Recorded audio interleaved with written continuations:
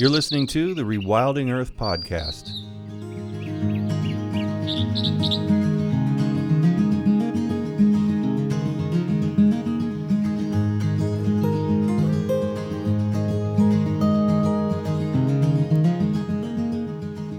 The Rewilding Earth podcast is supported by businesses such as Patagonia, Catula, and Biohabitats, as well as the Whedon Foundation and listeners like you. If you love the work that the Rewilding Institute is doing, please consider donating at rewilding.org. And be sure to sign up for our weekly newsletter while you're there. Kim Vacariu is the former Western Director for Wildlands Network, where he organized and led 25 conservation organizations making up the Western Wildway Network in its efforts to connect wildlife habitat corridors from Alaska to Mexico. Kim has been instrumental in elevating the recognition of habitat connectivity threats posed by the walling off of U.S.-Mexico borderlands, including the organization of the first border ecological symposiums in Arizona. He also convened the first private lands conservation workshops in Arizona and was a co-recipient of the Federal Highway Administration's 2007 Environmental Excellence Award for his work on Arizona's statewide wildlife linkage assessment. Kim was co-author in 2000 of the groundbreaking Sky Island Wildlands Network design, the first effort to publish specific science-based maps and implementation steps required for protection of regional habitat networks.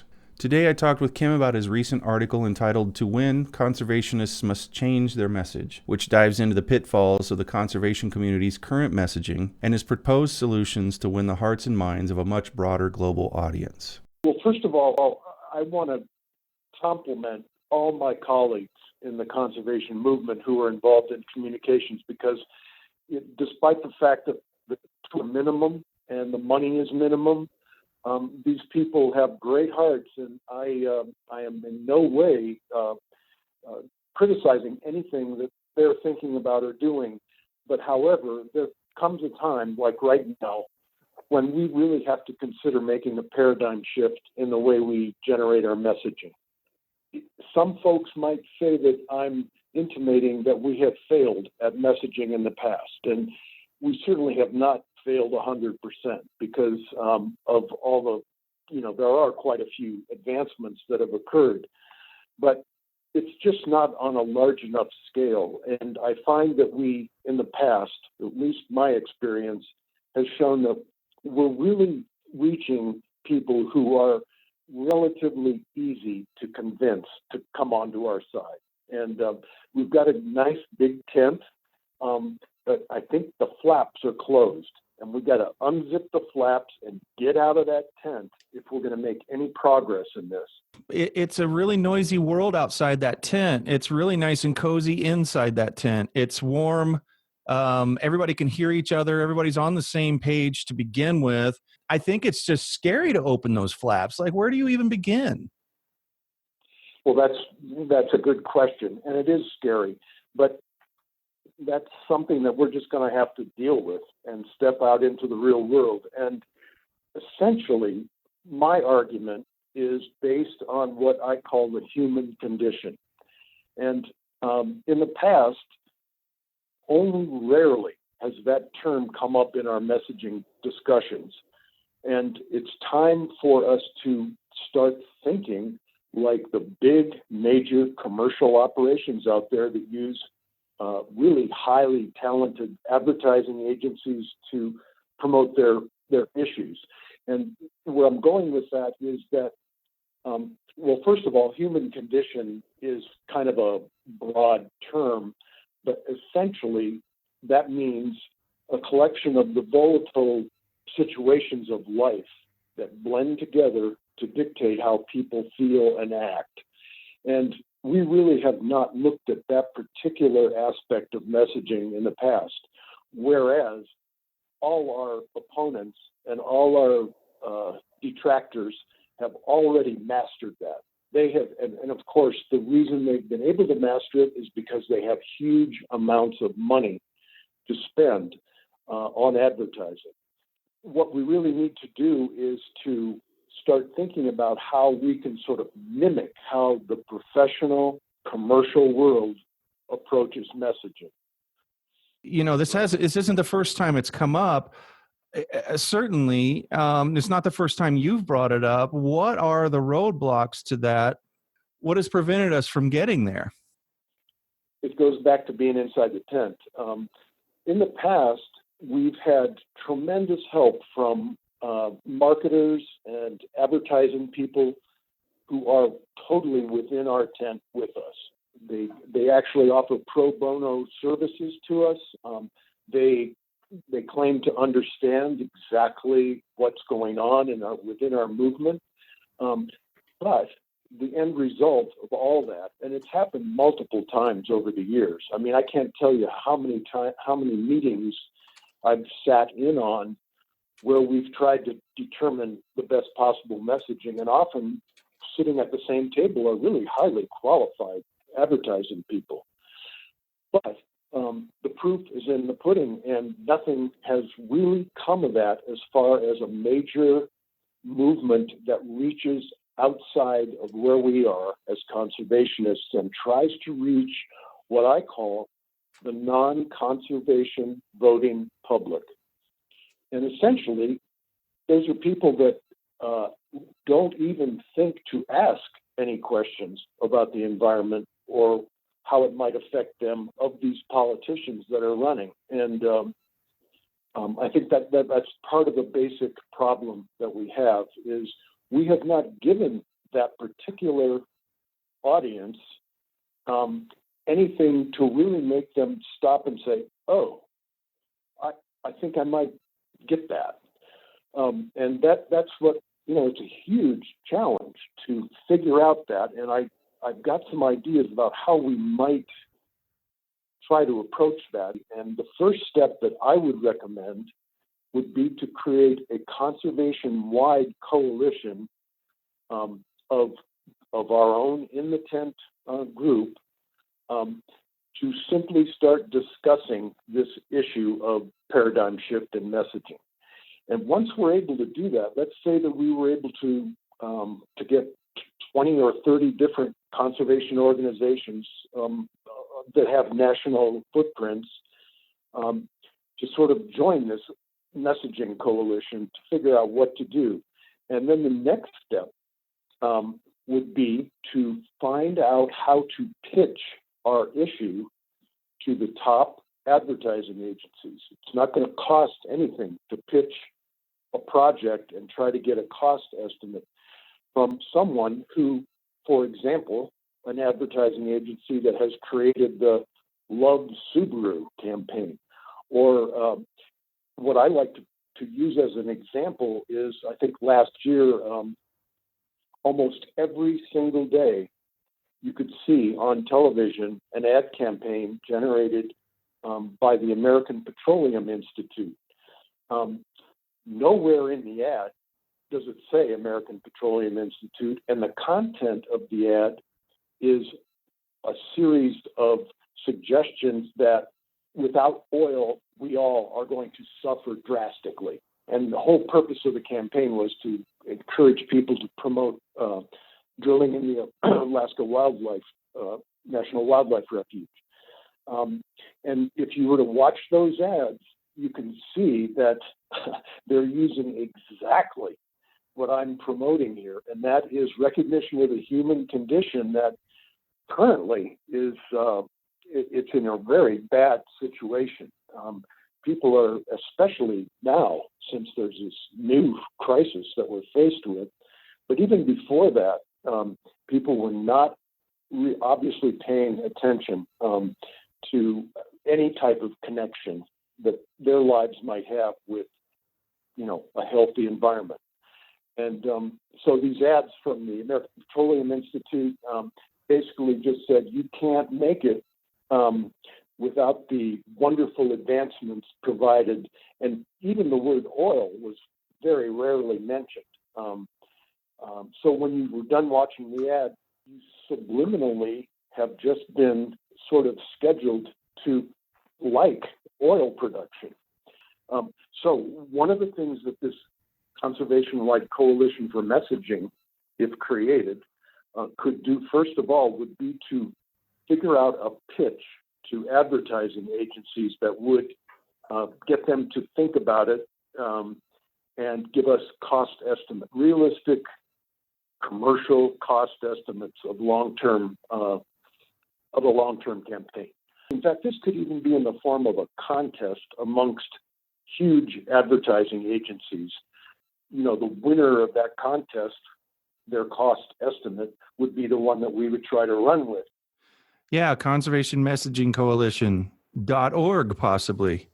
And we can look to Europe, to Rewilding Europe. That is a nonprofit organization that's really greatly successful right now in the whole European continent.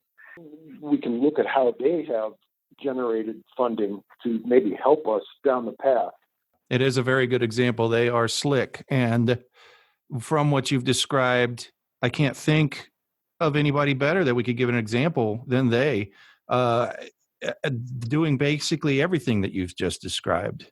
You're not some kind of crackpot out in the cabin in the woods somewhere with cockamamie ideas. This is something that's happened before. It's happening now, and it just needs to be expanded for North America. It needs to be really something. I think business partnerships are something that more and more businesses, especially B Corps and private guys who have already made their billions or millions, would really be into if they saw something that looked like what they're used to, like how their companies were before they sold them and made billions of dollars, how they got big, the advertising campaigns they used, and the kind of work that their agencies did on their behalf to win the hearts and minds of their customers. This is how my company succeeded. We can get behind this.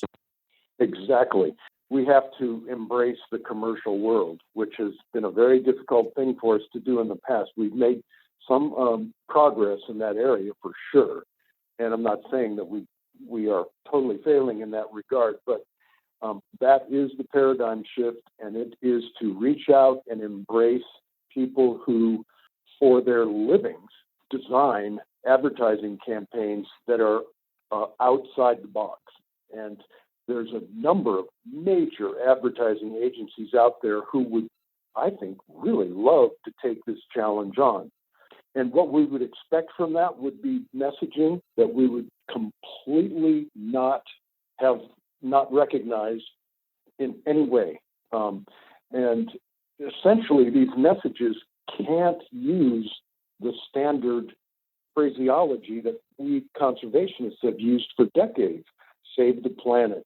Let's speak up for wildlife. They can't talk on their own. Let's connect wildlife habitat to protect top-level species. Those types of messaging work great if you want to bring in people who already vote correctly, so to speak. But our job here is to get way out of that box and change the paradigm. You're listening to the Rewilding Earth podcast. Did you know we also publish insightful and inspirational content from leading rewilding scholars, poets, artists, and organizers from around the world? You can visit rewilding.org and sign up for our weekly digest to receive brilliant, fresh insights on everything rewilding. You'll find over a decade of articles and news from the front lines of wildlands protection and all kinds of restoration efforts. Check us out at rewilding.org, and don't forget to share it with friends. How do you feel about storytelling? Because we don't do a lot of it. It's a lot of preaching, like you said, and preaching with words and phrases that people don't understand. And we don't even understand that they don't understand. Why aren't they getting this? It's so simple. Well, you're the expert. And this, I think, is probably where, we don't think like ad agencies and communicators like you. We don't go beyond what we already know, what we're experts in and everything, and go, what does the layperson need from us in order to have a favorable response to this message? Those previous messages all were generated internally for the most part. And, essentially, I think the reason that there's so much difficulty in fundraising amongst our standard funders for conservation, there's so much difficulty because simply we're using messaging that is not working. Those funders are looking at it and say, this isn't working. I'm not going to fund this. And I've seen that happen multiple times. So therein, another great reason why we need to get outside of the box. The professionals may not even like the idea of conservation, but their job in the professional commercial world is to create award-winning advertising campaigns. Their job is to get out there and make something really award-winning happen. And that's where they get their kudos. It's not because they're conservationists, just because they're tremendous advertising messengers. I would love to be able to just sit down and start writing stories. I'd love to write a story about a particular jaguar that was trying to cross the border very soon when that 70 some odd miles along Arizona is closed up with a wall that covers basically every single path that a jaguar would take from Mexico up into the States on their natural migration path, but not hitting it like we typically would, which is you've got to do this, you got to do, wagging our fingers, but just telling a story of what it's like to be that jaguar in an anthropocentric way, of course. And the hardcore conservationists are just going to have to take a seat. I know they hate that stuff, but it doesn't matter. You're in the communications world now. I mean, how many times have you had at least that conversation in the back of your mind as you're sitting in a room of conservationists, like, we're not going to anthropomorphize this or that, or and you're sitting there going, but that's the only way they're going to listen. They have to have stories told. They have to get emotionally involved. Right.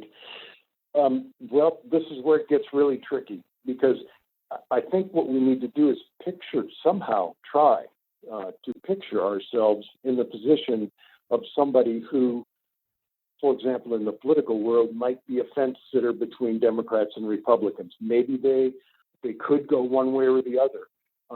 But something has caused them to vote a certain way. And typically, lately, it hasn't been the way we want them to vote. And my question to you is, okay, so you tell a really dynamic story about a jaguar trying to squeeze its way through the steel bars of a wall, or something. That's a very interesting story, all right, but it doesn't really want to make some people, and I'm just making a guess at this, but it might be true, that story may not make somebody vote a certain way. They might hear the story and go, oh, wow, what a terrible thing for that jaguar. But my issues are so much worse than that, that I can't put some time into thinking of it right now. And that's kind of a controversial way to look at it, but I'm afraid that it has some validity. I think it does 100%. And I mean, we have empirical evidence of the truth of that, because those stories have been attempted many times before and just left at more on the Discovery Channel side, the Nat Geo side, where they're playing to an audience that automatically shows empathy toward those stories. And even in that case, they're pretty passive. They're like, that was bad or good or entertaining or whatever. But Nat Geo doesn't really do. It's getting better in some ways, but it doesn't. Its mission is not to be an activist channel and get people to go do things. And so they tell stories, but if the story doesn't have a call to action that makes sense, and it makes sense for who it's pointed to. So if it's a legislator, or if it's for people to get a hold of the legislator and give them the power to talk in a convincing way to get the vote that we need on particular things, then the stories have to be followed with, like in the marketing business, we call them CTAs, calls to action. And if you've done your job well with the story, and you've made sure that you don't just tell the story of a jaguar and let people just go, well, I have to choose between the jaguar and toilet paper. But actually tie it to some real world thing like tourism or actual money, if that's the only thing that the people you're targeting to understand or seem to care about. And then a really good, strong call to action. It's marketing 101. If it was a business, that's exactly what you would have to do to stay in business, to get new customers. We don't typically think like that in the nonprofit world in general, not just conservation. Exactly. And I think this really dovetails right into the big message here, and that the big message I'm trying to promote, and that is, how do you promote the story? Okay, it's great to have the story, and let's say that it's one of the greatest heart-throbbing pieces that could possibly be produced about jaguars. We need to be able to get everybody to see that story, and that involves obviously social media, internet, but it also involves television. And no matter what, my guess is that a huge proportion of conservationists don't even have TVs, so they're so out of the loop of what's going on in the real commercial, professional advertising world that it's difficult to talk about this. And so that's my question: how would you get that jaguar story in front of everybody so that you know that you're capturing at least some of the non-conservation voting public? Yeah, I think the needle has been moved. To what degree, I don't know, but I know that the work that Leonardo DiCaprio has done on climate crisis and the publicity that he was able to generate, and it took a lot of energy, took a lot of his treasure and other people to also just fund the thing. But the combination of money, interest, self-interest on the part of the people who were waking up at the time when he was really going at it at the very beginning, and celebrity, like having all of those little ingredients included. I believe there's a formula that could be created from this, right? That all of these different elements come together, and it is something that cannot be ignored. Not just gets out to everyone, but it just cannot. It's a force to reckon with. That's what I like to picture. It sounds awesome. Well, it's certainly something that we need to really stir up the pot here and start talking to our colleagues, and also start thinking about what's out there and who we could team up with that may not be somebody that you would obviously think. And it's not necessary, I understand how the messenger is the key to the whole storytelling thing. But in some regards, there has to be a way for that messenger to send the message that they're creating. And that's where my concern has been over the years, and where I'm really seriously focusing on now, how to create the vehicle to put this out there. Do you think it would be more, and I think about this a lot, I'm looking at this, I wrote it down, Conservation Messaging Coalition, and then I put .org in the thing. Don't anybody go get that, please. We might need that. But maybe this needs to be completely divorced from everything else. Maybe there needs to be an organization that just does this, that has people in it like you who understand this stuff.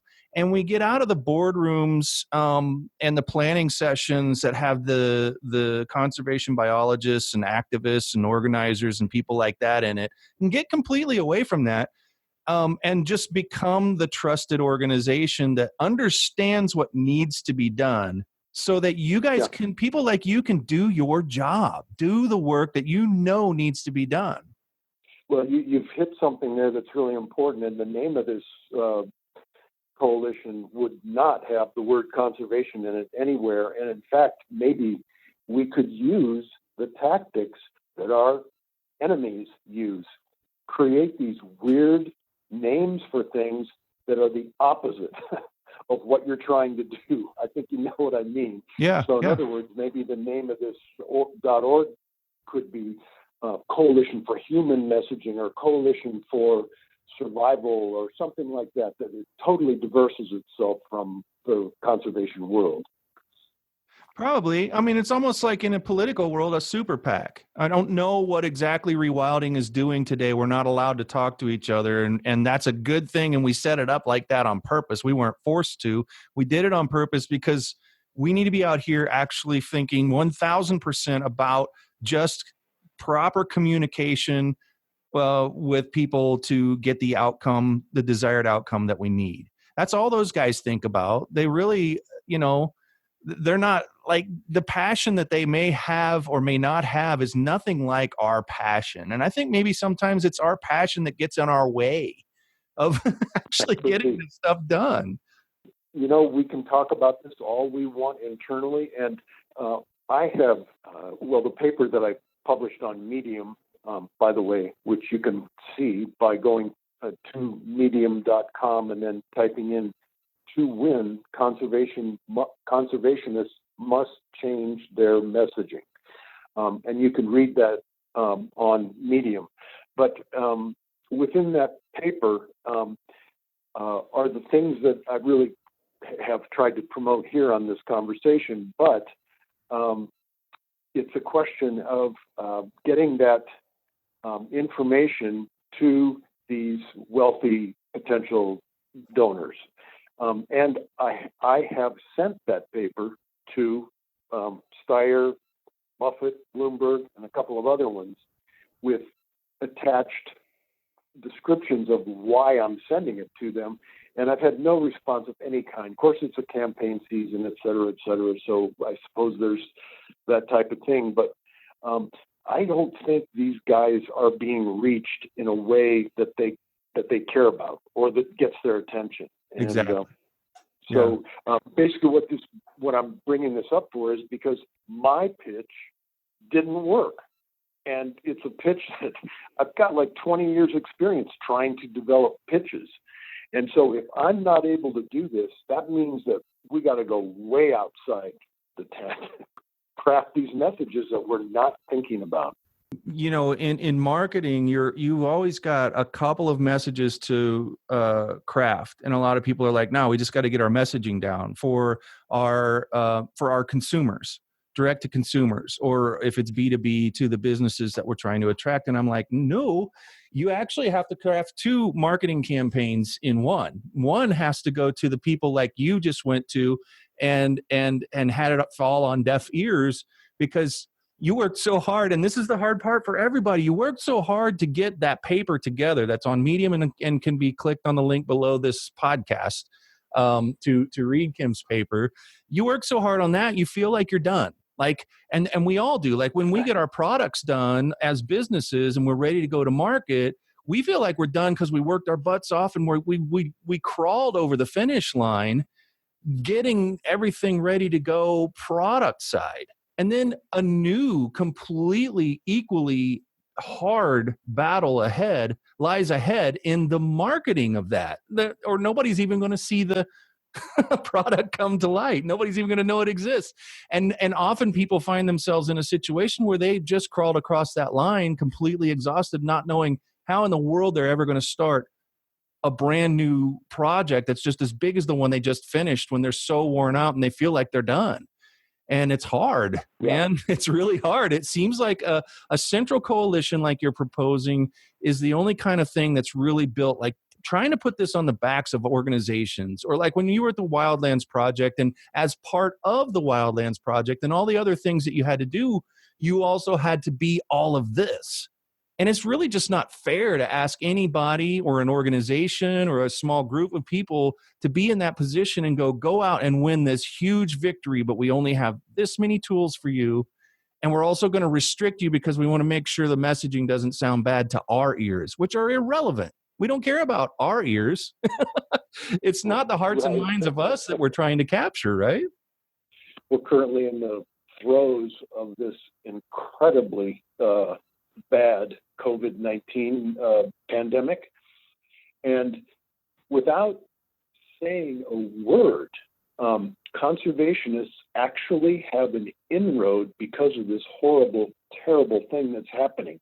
And that inroad is, what am I going to do if I'm locked in my house and I can't go anywhere where there are other people? What's left to do?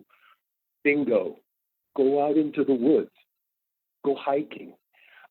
And so without any advertising at all, people are slowly realizing that, wow, in the midst of this horrible thing, I can still go out and feel good and exercise and be the best I can to be healthy. And So it's just something that people are going to discover eventually if this goes on for quite a while.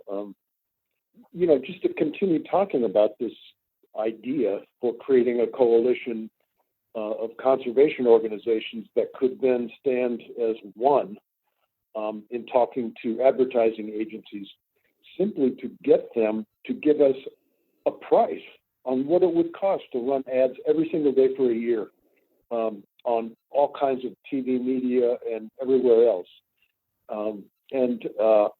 If we could only just get such a coalition together, which to me would be quite a fight, but I think it could be accomplished just based on the problems that are cropping up everywhere. I mean, it's that typical conservation march forward where you go one step forward and two steps back, and we have to reverse that. So we go two steps forward and one step back, something like that. But somehow we would have to convince coalition members to come together to simply just talk about how we can approach major advertising agencies to get them to maybe raise an eyebrow and say, well, this would be interesting. So we'll just go ahead and give these guys a price on what we would charge to create this massive campaign with brand new messaging. Well, you guys today have gotten to hear some insider baseball. These are some of the things that we talk about typically just in closed door meetings, staff meetings, board meetings. But I think it's interesting for everybody to kind of get an idea of the things that we're wrestling with as a conservation community, as all nonprofits also wrestle with very similar things. And I think personally it stems from the idea, right for the very root of it, is just we consider ourselves nonprofits. And charities and disadvantaged in ways that businesses are not, with strings on us that businesses don't have. We need something else, another layer. And I think this coalition idea is that layer. Yeah. And we have good intentions. And I don't want this to come off as a big negative against conservationists, because that's clearly not the purpose here. But it's simply attempting to convince conservationists that there's another road that we have to go down.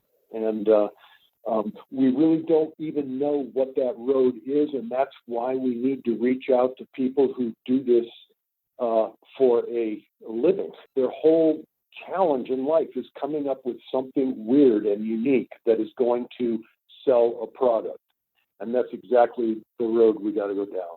I agree. Kim, it's been great, and we need to touch base again. Thank you so much for being here today, and I want to talk to you again. Well, Jack, thank you very much for this opportunity. It's really this type of a conversation that we need to be having so that everybody can hear it. Thanks for listening to the Rewilding Earth podcast. We do what we do because of you. This podcast is supported by listeners like you who long to live in a wilder world. Please consider donating at rewilding.org and subscribe to our weekly news and article digest while you're there. To go the extra mile, you can follow and share Rewilding Earth on Instagram, Facebook, and Twitter. Bonus points for sharing this podcast with your friends. To listen to past episodes, go to rewilding.org/pod. That's rewilding.org/pod.